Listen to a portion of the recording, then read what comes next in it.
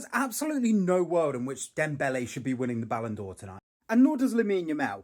Let's be honest, it was a good season from him, extremely good for his age, but by no means was he the most effective player last season.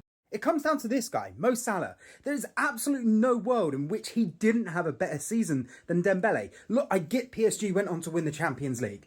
Don't get me wrong, but their own league is a bit of a joke and they literally make exceptions for PSG to be able to do well in the Champions League.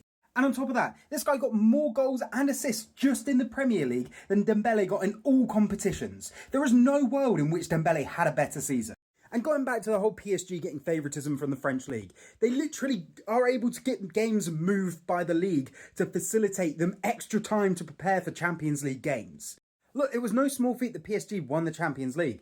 Don't get me wrong, it's not a small achievement, but when you're only really battling for one competition in a year, like, they take the French league at a canter every single season. There is no competition in that league. And then they get games moved so they can facilitate their own team doing well in the Champions League. This doesn't happen in the leagues like the Premier League. Yes, Liverpool were amazing for the entire league phase of the Champions League. They were number one. They dropped points against one team.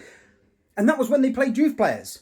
Just to give them some minutes because they'd already won the league. They absolutely smashed the Premier League. That was pretty much won by January. And he scored the most goals and assists of any single player in the Premier League ever to exist in a 38-game league season.